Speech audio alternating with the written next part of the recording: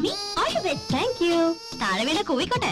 കൂവിക്കോ, പക്ഷേ ഒരു റൗണ്ട് ഈ ഫാമിന് ചുറ്റും കറങ്ങി വന്നാ അപ്പൊ ഞാൻ പറയുന്ന പോലെ ചെയ്യേണ്ടി വരും. നീയൊക്കെ സത്യത്തിൽ ആമി ചേച്ചിക്ക് റൈഡിംഗ് അറിയാവോ? What a question. ഈ റൈഡിംഗ് ഒക്കെ ജസ്റ്റ് അറിഞ്ഞോണ്ടൊന്നും കാര്യമില്ല. ഇതൊരു ആർട്ടാണ്. നോക്കിക്കോ, ഞാൻ കാണിച്ചു തരാം.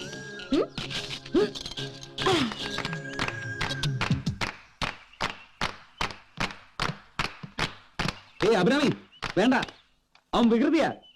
പരിചയമില്ലാത്തവർക്ക് അവനെ റൈഡ് ചെയ്യാൻ പറ്റില്ല. താഴെ ഇറങ്ങ്. പരിചയം എന്ന് വെച്ചാൽ എങ്ങനെയാ? ഒരേ ക്ലാസ്സിൽ ഒരുമിച്ച് പഠിച്ചു വളർന്നവരാ. അല്ല, മനസ്സിലായില്ല.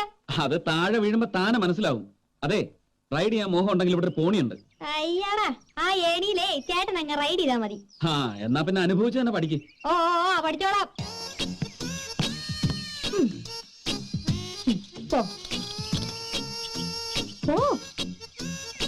ഇതെന്താ അനങ്ങാത്തെ? തള്ളണോ?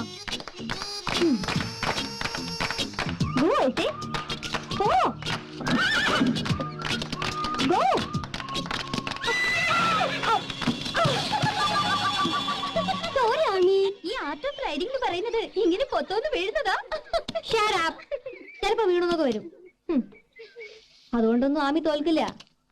കാണിച്ചരാ ഞാൻ. വീഴ്ചകളിൽ നിന്ന് പഠിക്കണം കോമൺ സെൻസ് ഉള്ള മനുഷ്യൻ. അല്ലാതെ ചുമ്മാ ഈഗോ കയറി വീണ്ടും അബദ്ധം കാണിച്ചാൽ മണ്ടത്തരമാണ്. അത് അഭിരാമിയെ പോലൊരു കുട്ടി. ആവാം കുറച്ചൊക്കെ സ്മാർട്ട്നെസ്, പക്ഷെ പരിധി വിടരുത്. പരിധി വിട്ടാൽ ബോറാവും. Okay, come on.